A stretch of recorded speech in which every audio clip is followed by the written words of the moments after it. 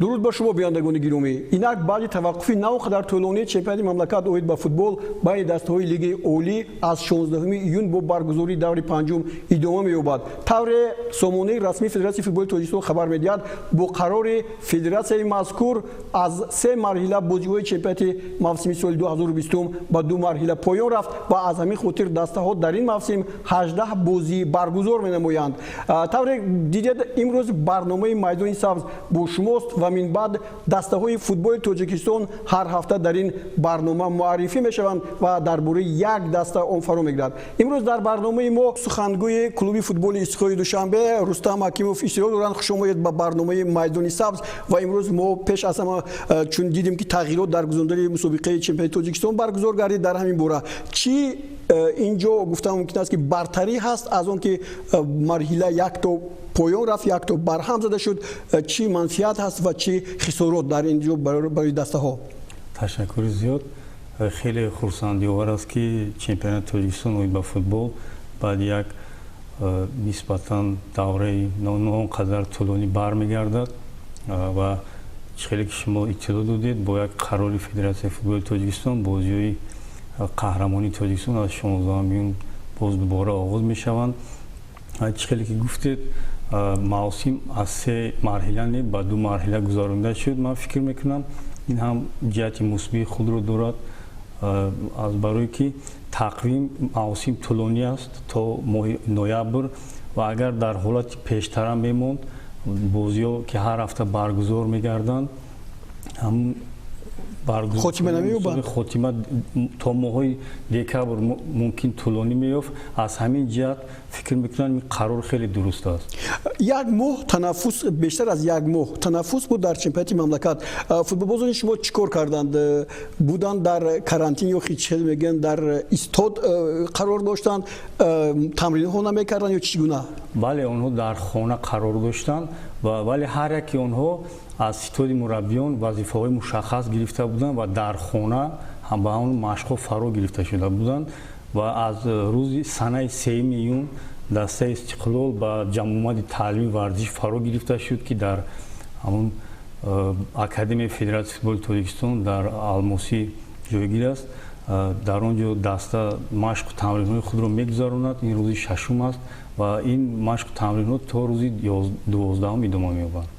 تشکر دوستان گرامی. یک لحظه با جدول مسابقات نظر میکنیم. دسته استقلال دوشنبه بعد 4 دور با 10 امتیاز یک جایه با دسته خطلون در صدر جدول قرار دارند و این عجیب نشان دهنده هست. در موسم سال 2019 هم دسته استقلال بعد 4 دور با 10 امتیاز در جای اول بود. اون وقت این دسته با رگریتا داز با حساب 4-1 ظفر یافته بود. با خطلون 3-1 با کوکتوش 2-2 مساوی انجام داد. بازی رو و اسرافشان رو با حساب 4-0 شکست داد. این سال بازی ها چگونه بودند؟ بیاید از دور اول تا به چهارمی روی طی کرده دسته استقلال رو می‌بینیم و پیش از همه در دور اول دسته استقلال به میمونی دسته دوشنبه 83 اومد و حالا این سوژه رو تماشا می‌کنیم.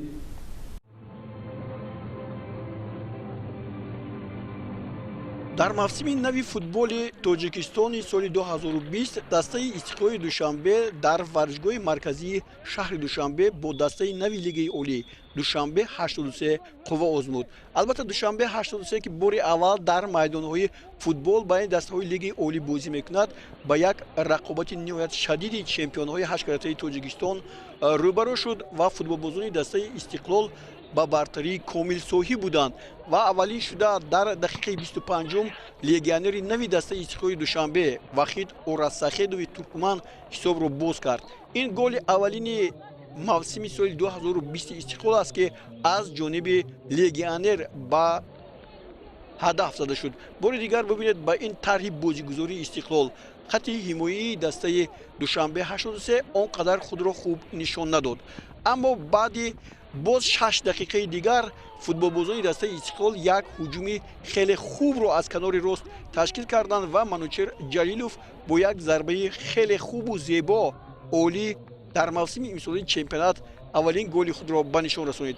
بار دیگر ببینید اینجا خیلی اینجا بازیگری که با او پاس داد این بازیگر اسکندر جلیلوف بود که هم مؤلف این گل گردید و منوچهر جلیلوف بعداً در این وخوری باز هنری خود را تکمیل داد، هجوم‌های پای در پای رو کرد و در این حالت دقیقه 43 از دوستان گرامی در اولین وخوری احسان پنجشنبه یکی از ستاره‌های جوان فوتبال تاجیکستان با گرفتن کارت سرخ با علیشیر ارگاشف از دسته دوشنبه 83 میدان رو ترک کردند. برای همین عملی که حالا در مقابل منوچهر جلیلوف در حقیقت علیشیر ارگاشف قاعده بازی رو ویران کرد و بعداً با این بحث احسان پنجشنبه هم همراه شد و او رو از میدان راندند. قسم اول با همین حساب به انجام رسید و در قسم دوم فوتبالبازان دسته استقلال باز فشار خود را به سوی دروازه دسته دوشنبه 83 زیاد کردند و در نتیجه علیشیر جلیلوف در دقیقه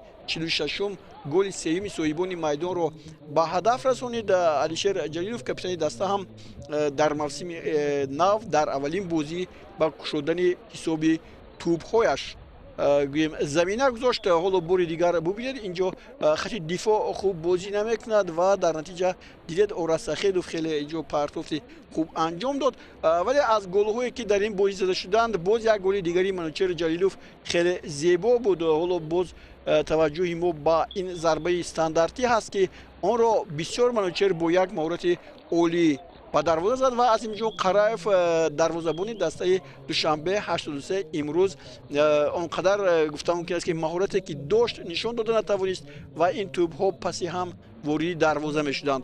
الکی در دقیقه 59 حساب 0-4 به نفع دسته استقلال شد و باز یک هجوم دیگری فوتبالبازان دسته استقلال با گل نوبتی خطریکی منوچهر جلیلوف جمع بست شد. دقیقه 64 حساب 5-0 شد و در نتیجه سرمربی دسته استقلال دوشنبه ویتالی لیوچنکا اینجا منوچهر جلیلوف رو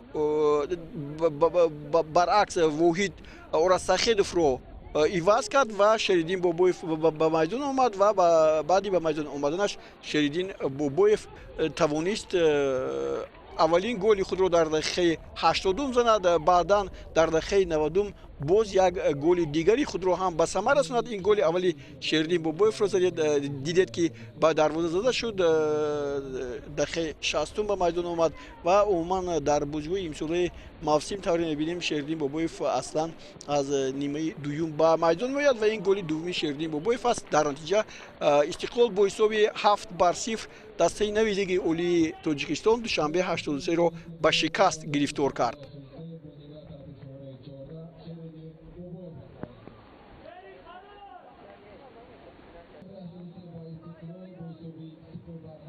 در حقیقت دوستان گرامی بازی بین دسته های دوشنبه 83 و استقلال آغاز نشده، همه گمان داشت که در مقابل دسته چمپیون هشت کرته بازی کردن دسته نو خیلی دشوار میاد و همینطور هم شد. گفتم ممکن است که منوچهر جلیلوف در حقیقت درخشید و بعد مثلا یک فاصله در دسته استقلال نبودنش با گلزنی آغاز کرد و همه تقریبا ضربه‌اش 60-70% ضربه‌اش با گل انجام یافتند. بله، منوچهر جلیلوف در این بازی خیلی خوب بازی کرد و از فکر من که دسته دوشنبه 83 اون تجربه کافی نداشت. بار اول در چمپیونات لیگ عالی بازی میکند. از همین حساب دسته که ما خیلی خوب میدونید موسم رو خیلی بر وقت ما شروع کرده بودیم. از ماه ینور چند بازی های جام افریقا لیگ قهرمانان بازی کردیم. دسته در یک حالت خیلی خوب قرار داشت. فکر میکنم همدیگر فرمی در درجه عالی بود و از همین حساب ما توانستیم که با حساب کلان غلبه کنیم. درباره میخواستم لگیونرها امسال دسته استقلال با مثلا آمدن 3 لگیونر همگی قانع کرد و درباره این لگیونرها کدومشون امروز مثلا ببینیم که در میدان لارین چون یک سال پیشتر بود بیشتر بازی کرده است، یعنی در همه بازی ها تمام دقیقه ها در میدان بود و در همین نشون داد. ما این گفته می‌شیم رستم یتیموف و بعداً اسکندر جلیلوف هم خیلی زیاد بازی کرده است و بازی الکسی لارین هم در جای اول است، یعنی از نگاه نشان دهنده هایی که در میدان بودند. شما چی نظر دارید درباره اون لگیونرهای نوی که استقلال آورده است؟ لگیونرهایی که نوی که ما گرفتیم اونها پیش از همه از سنجش گذاشتند و رهبریت دسته و استاد مربیان را قانع گردوندند. از همین حساب ما با ویکتور سویژوف марко милич аз сербия ва ваҳид арасахедов ҳамлагари тими мунтахаби туркманистон шартнома бастем, шартномаи яксола ва онҳо хеле хуб ҳунарнамоӣ карда истоданд. танҳо ваҳид арасахедов баъде ки ба душанбе омадем дар тамринҳо лат бардошт ва он натавонист худро нишон диҳад ба он дараҷае ки ӯ бозӣ мекунад ва ҳоле хеле як дар ҳолати хуб ҷисмонӣ қарор дорад, дар тамринҳо иштирок мекунад. фикр мекунам дар бозии оянда ва хеле маҳорати худро нишон медиҳад. дар сурати аз марҳилаи масалан бозиҳои гурӯҳӣ гузаштани ҷоми конференсияи футболи осиё боз дастаи шумо метавонад ки масалан бозигарои дигарро ҳам бубинад ки барои пурзур шудани даста? бале баъди хотима ёфтани бозиҳои даври гурӯҳӣ ҳамун як равзанае кушода мешавад дар 2 ҳафта ки даставо метавонанд боз ҳам бозигарони навро ба даста қабул кунанд, шартнома банданд. ҳоло дар ин самт корҳо ба анҷом расида шуданд. кадом бозигар зери назари шумо ҳаст? бале чанд бозигарое ҳастанд ки ситоди мураббиён бозии онҳоро меомӯзанд, вале ман намехостам ҳозир номҳои онҳоро гирам, чунки мавсим хеле оли тӯлонӣ аст. бозиҳои ҷоми конфедератсияи футболи осиё ҳамагӣ як давр гузаштааст ва бояд иттилоотиам ки аз тарафи конфедератсияи футболи осиё дар ҳоли ҳозир як чунин муроҷиат шудааст ба он бозиҳои даставое ки давлатҳое бозӣ мекунанд.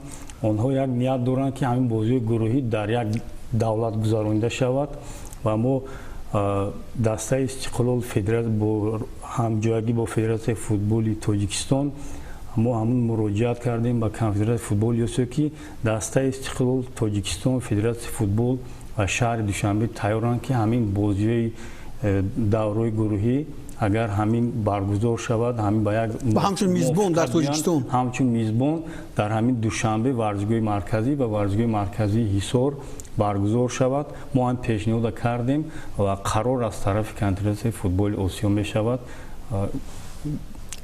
интизор мешавед. дар ҳақиқат шумо дуруст гуфтед, ин як кори хеле хуб ҳам аст, чунки хеле вақти зиёд таваққуф шуд то анҷоми ҷоми конференсияи футболи осиё ҳам рӯзҳои зиёд талаб мекунад, моҳҳои зиёд талаб мекунад. дӯстони гиромӣ, дар бозии дуввуми худ дастаи истиқлоли душанбе дар мавсими соли 2020 клуби марказии варзиши артишро ба ҳузур пазируфт. ин наворҳо ҳам манзури шумо мегардад?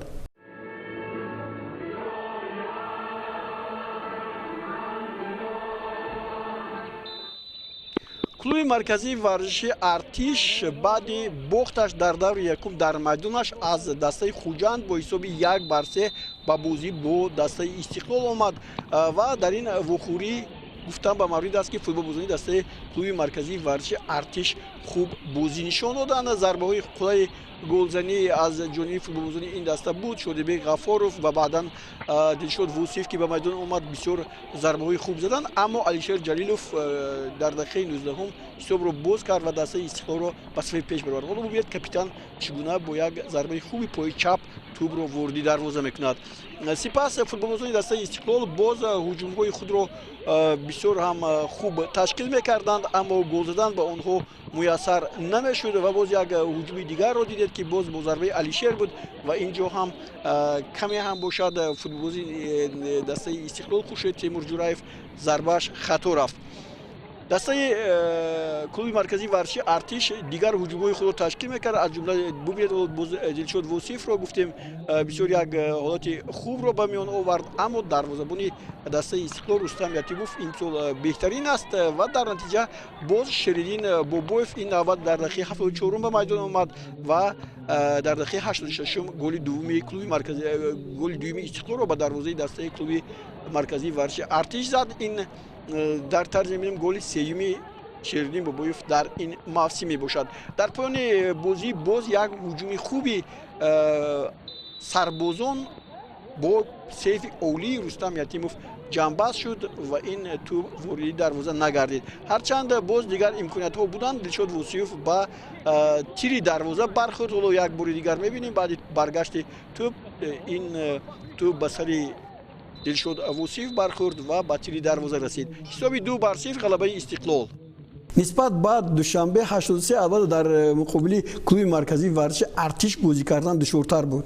бале чунин аст. бо клуби марказии артиш ҳама вақт ки дерби душанбе ҳисоб мешавад бозиҳо хеле як рақобатҳои ҷолиб мегузарад, аммо дар чунин ки ман аз оморе ки мо дорем ман дида бар омадам дар 97% бозиҳо дастаи Истиқлол ғолиб бар омадааст. Ҳамагӣ дар як се бозӣ мусовӣ анҷом шудааст. Бозӣ хеле ҷолиб буд, аммо дастаи Истиқлол тавонист бо ҳамун як на он қадар қувваи худро сарф намуда тавонист бо ҳисоби даркорӣ ки ба мо буд бо се холи дигар ба даст орем. дар ин бозӣ капитани даста беҳтар буд Алишер Ҷалилов. бале бале ман фикр мекунам ӯ дар ҳама бозиҳо беҳтарин аст. дар он маркази он ҷое ки ӯ бозӣ мекунад фикр мекунам ӯ беҳтарин бозингар не ин ки дар Тоҷикистон балки фикр мекунам дар Орусияи марказӣ аст.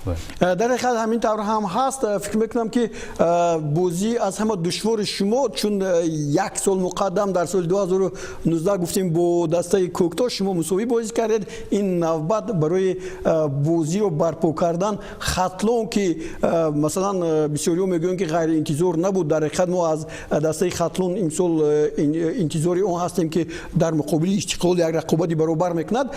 аммо баъди ғалабаҳои пай дар паяш ҳамчун гӯем дар ҷои якум бо Истиқлол ба бозии шумо омад ва душвориҳо инҷо пайдо шуданд. Хатлон хеле дастаи нав аст. дар солҳои пешам ки даста вахш номгузорӣ буд. нав гуфтани ман аз он хотир аст ки футболбозонаш ҷавон ҳастанд. хеле бале хеле як дастае аст ки ба футболи тоҷик бозингарони хеле хуб тарбия кардааст ва ҳар солам тарбия карда ба воя мерасонад.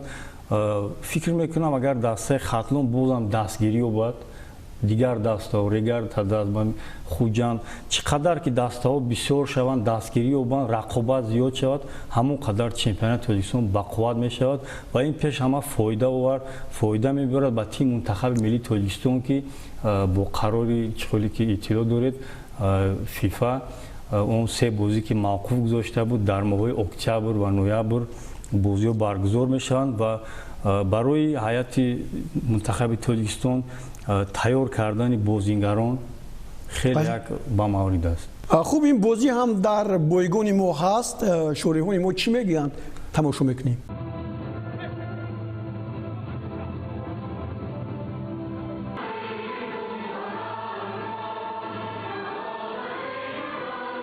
оғози бозиро барои мо шумо расман маълум мекунад. ҳамин тавр ҳам шуд футболбозони Хатлон аз маркази майдон бозиро шурӯъ карданд.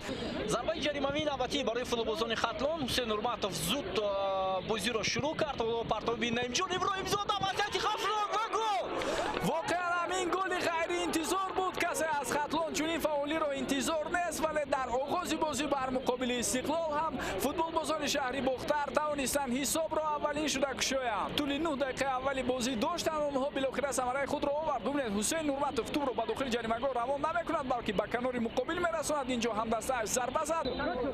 Ҷалилов партоби тӯб ба сӯи ӯ ва чӣ гуна вазъият ҳисоб баробар мешавад. 1-1 довари марказ ишора карда истодааст ки аз маркази майдон тӯб бояд ба бозӣ дароварда шавад. хуб бубинед зарба рост ба дохили ҷаримагоҳ буд. муҳофизатгари Хатлон ба тӯб мерасад, аммо ба таври зарурӣ онро аз дохили ҷаримагоҳаш берун карда наметавонад. такроран мебинем ҳоло тибқи қоидаҳои нав пеш аз футболбозони девори дифоӣ боз футболбозони дастаи дигар ҳам метавонанд ҷойгир шаванд. хеле ҳам хуб инҷо омодагии ҷиддии футболбозони Хатлон. зарба ва гол. воқеан омоли дӯстони арҷманд. бубинед ки чӣ гуна бозингарони Хатлон хатти дифои Истиқлолро рахна мекунанд бо як бозигузори зебо. кори дуруст истоди мураббиён бори дигар дарак медиҳад.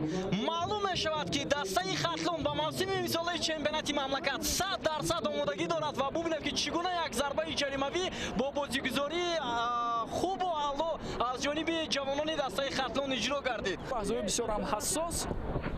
партоби тӯб ба дохили ҷаримагоҳ. вазъияти хавфнок ва чӣ гуна муҳофизатгар аз голи муқаррар наҷот медиҳад. аммо ҳуҷуми футболбозони Истиқлол идома дорад ва боз як кӯшиши дигари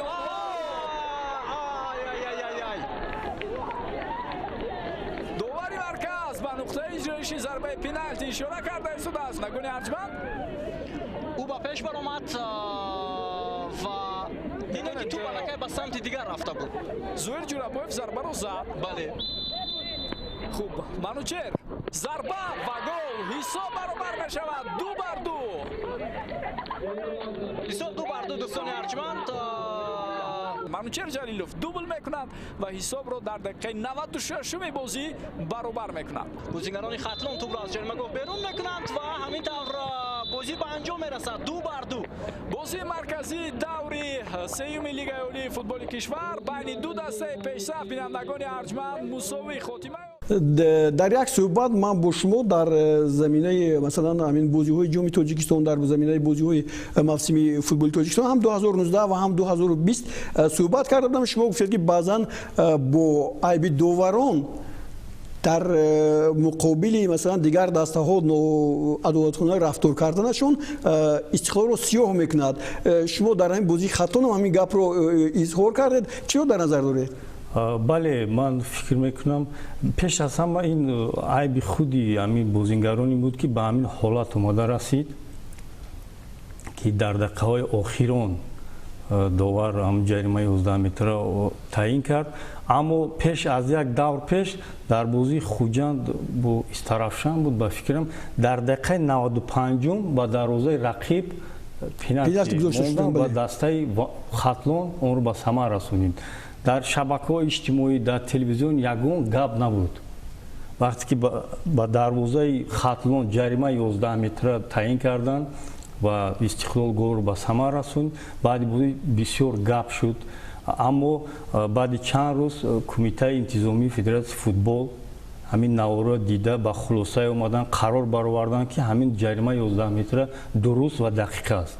بله، در این باره ما گفتیم، اما خدمت بعضا خدمت خرسانه هم گم می شود و این با ابروی نفوذی دسته استقلال کمی هم باشد خسارات وارد میکند، چون که در حالتایی که ببینید مثلا در این سال علاقه احسان پنجشنبه از میدان رانده شد، این یک کارت سرخی که از جانب نصرالله کبیروف در بازی با دسته خطلون و دسته استقلال داده شد و اون بعدا رفع گردید. همین ها رو در نظر دارم. بله، بازی است، داوران هم آدم هستند، از خطاگی میکنند، اما فکر میکنم که در حالتهایی که ضروری است با همون نتیجه بازی تاثیر خود رو میگذارن. اونها باید یک فکر دقیق کنند، یک قراری درست برارند و من طرفدار اون هستم، نه اینکه بازی استقلال دیگر دسته ها در همین حالت و همین لحظه‌ای که آخری بازی است حل کننده است، همون فکری مخلصانه کرده اگر همون جریمه 11 متر اگر تعیین نمیکرد به فکر من خوبتر بود.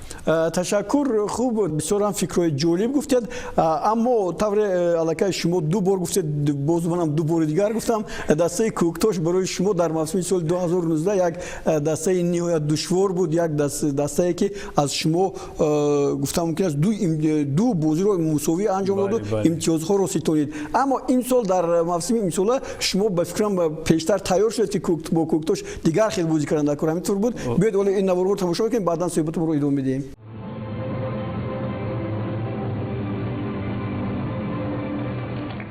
عین حال استقلال شماره هجوم‌های خود رو زیاد کرده شده است. پس به منوچهر جلیلوف آفساید نیست، منوچهر ضربه و گل در دقیقه 15 منوچهر جلیلوف حساب بازی رو میکشاید. مسعود رو فوتبال بازی استقلال در اختیار داشتن، ببینید اینجا آفساید هم نیست. کوکتاش با توری دروازه استقلال تنها 5 گل به ثمر رسانیده است. پاسی بسیار هم خوب با رستم سویرف، رستم از دروازه‌بان میگذارد، امکاناتی خوب برای رستم سویرف، ضربه و گل. اولین گل رستم سویرف در موسم جدید. توسط کنار هجوم‌های دستش رو ادامه داد و بیاید ببینیم بار دیگر ضربه زده رستم رو در این لحظه چنین می‌نمود که ارتور پرینس توپ رو از و او احساس می‌کرد که فشار زیاد می‌شود. امکانیت نوبتی برای منوچهر، ضربه و گل. همین طور حساب 3-0 شد و بینندگان ارجمند میتوان گفت دیگر یگان شک و شبهه در مورد پیروزی استقلال شاید باقی نمانده باشد. خط حمایه آنقدر قوی نیست و ببینید که با یک پاس چگونه امکانات خوبی گلزنی را احسان پنجشنبه برای منوچهر جلیلوف سازمان داد. پرتافتی علیشیر و گل. بله بینندگان ارجمند همین طور حساب 4-0 می شود. شیر جلیلوف خیلی پرتافتی بلند بود و در اینجا فوتبالبازی خودی کوکتاش خالمراد نظرف با توپ رسید. партов хоҳад кард футболбози Куктош. имконият барои футболбозони Куктош ва ҳамин тавр Куктош тавонист ки ба задани гол даст ёбад. муаллифи гол Холмурод Назаров мегардад ҳимоятгар. ба рақиб ҳам иҷозат доданд ки ҳуҷумҳои худро ташкил кунанд. бояд бори дигар мебинем. таваҷҷӯҳ мекунем ба ҳуҷуми Истиқлол. эҳсони панҷшанбе бисёр ҳам хуб ҳунарнамоӣ доранд футболбозони мизбон. зарба ва гол. Рустам Соиров ва он дастаҳое ки поёнтар аз Куктош қарор доранд бозиҳои даври чоруми худро доир накарданд. имконияти бисёр ҳам хуб барои футболбозони Истиқлол. Рустам Соиров хет-трик муборак бошад. ва ҳамин тавр бинандагони арҷманд воқеан ҳам бозии таърихӣ шуд барои Рустам Соиров. зарбае ки Алишер Ҷалилов иҷро карда буд дарвозабон Қурбонали Бобоев онро бартараф кард, аммо дар бозиёфти тӯб аввалин шуда Рустам Соиров муваффақ буд ба задани голи сеюми худ даст меёбад ва ҳамин тавр ҳисоби бозӣ 6-1 шуд ба фоидаи дастаи Истиқлоли Душанбе. ҳеҷ кас чашмдор набуд ки Куктош дар муқобили дастаи Истиқлол бо ҳисоби калони 6-1 мағлуб мешавад. бале хеле ки дар хотир дошта бошед соли гузашта ду бозӣ мусовӣ шуда буд.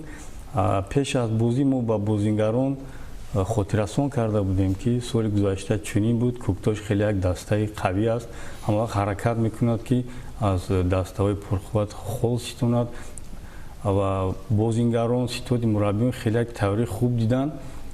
фикр мекунам дастаи Куктош амун аз ҷиҳати равонӣ тайёр набуд барои Истиқлол бозӣ кардан ва баъде ки ду голи аввал ба дарвозаи Куктош зада шуд, онҳо тамоман бозии худро гум карданд, дигар ҳаракат кардан натавонистанд ва фикр мекунам дар давоми 90 дақиқа онҳо як-ду ҳуҷум карданд тамом ва баъд ин Истиқлол метавонист боз ҳам бо ҳисоби калонтар ғалаба кунад. ҳамин ҳолатҳое буданд ки дарвозабон дарвозаро ҳифз намуд ва ҳолатҳое буданд ки бозингарони мо ҳамон ҳолатҳои хуби голзаниро ба иҷро нарасонданд. дар ҳайати дастаи Истиқлол дар ин чорбозӣ 17 нафар бозингарон ширкат варзиданд. бозингарони ҷавон ҳам омаданд. Рустам Соиров, Амадони Камолов, боз кадом бозингароне ҳастанд ки ҳоло ба майдон наомаданду мухлисон надиданд? бозингароне ҳастанд аз қабили Саидмухтор Азимов, Шаҳзод Давлатов, Шарифбек Раҳматов, Салам Ашурмамадов. ин хеле бозингароне ҳастанд ки ояндаи хеле хуб доранд ва онҳо метавонанд дар солҳои наздик шомили тимҳои ҷавонон ва тими мунтахаб гарданд. онҳо хеле ки русон мегӯянд як потенсиали хеле хуб доранд. пеш аз он ки мо ин бозингаронро ба даста гирем, онҳо дар муддати 2 моҳ аз санҷиш гузаштанд. хусусан Ҳамадони Камолов, Рустам Соиров, онҳо чӣ ки медонед аъзои дастаи мунтахаби ҷавонон ҳастанд ва дар моҳи октябр тими Тоҷикистон дар бозиҳои интихобӣ дар Ӯзбекистон иштирок мекунад. фикр мекунам ҳайат хеле пурқувват аст ва мо ҳаракат мекунем ки ситоди мураббиён ҳаракат мекунад ки ҳамин бозингарони ҷавонро бештар ба бозиҳо ворид намояд ки онҳо бозам таҷрибаи хеле хуб гиранду ва тавонанд дар бозиҳои байналхалқӣ ба тими ҷавонон, тими мунтахаб фоидаи худро расонанд. ҳайати дастаи Истиқлоли Душанберо мебинем. ин ҳайате ҳаст ки доим дар аввал мебурад, яъне ҳайати асосии даста ва баъдан эҳтиётиҳо ҳам инҷо ба майдон меоянд. тари бозии шумо ҳам хеле бозии ҷолиб аст. фикр мекунам ки Истиқлол дар ҷоми конференсияи футболи Осиё ҳам бо ин нақшае ки дораду Левченко дар назар дорад ба муваффақият ноил мешавад. як бори дигар ба ҷадвали мусобиқа назар мекунем. Истиқлол акнун ба бозии даври панҷум меравад бо Регари Тадаз ва бубинед Регари Тадаз ҳам дар мавқеи шашум ҷойгир шудааст. 4 имтиёз дорад. барои онҳо ҳам хол ниҳоят имтиёз хеле зарурат дорад. дар нишондиҳандаҳо ҳам аз ҳама бештар дар мавсими имсола Истиқлоли Душанбе бо 17 голи задааш ки 7таашро Манучер Ҷалилов задааст гӯем пейсаф аст ва ин нишондод аз ҳама беҳтарин ҳаст ва 3 голе ки сар додааст ин ҳам барои Рустам Ятимов ҳол рекорде ҳаст ки аз ҳама камтар сар додааст. хуб имсол ман фикр мекунам ки нақшаҳои даста хеле хуб ҳастанд. мехоҳад маротибаи нӯҳум чемпиони Тоҷикистон шавад. гуфтед ки навакак бо роҳбарияти даста як вухӯрие барпо шуд. чӣ нақшаҳо онҷо матраҳ шуданд? бале дирӯз бо даста роҳбарияти даста раиси даста муҳтарам Шоҳрӯз Саидзода вухӯрӣ доштанд. و در این بخوری که خیلی در یک هوای تازه در یک جای بر هوا صمیمی گذشت سوالای مطرح شدن و نقشه های آینده دسته در چه حالت قرار دارد با اون وظیفه هایی که در نزد این دسته گذاشته شدن باز یک بار دیگه بررسی کرده شد و چنونی که میدونید در نزد دسته استقلال چنون وظیفه است که در کدام مسابقات که اشتراک میکند در کدام بازی که است فقط غلبه انتظارم.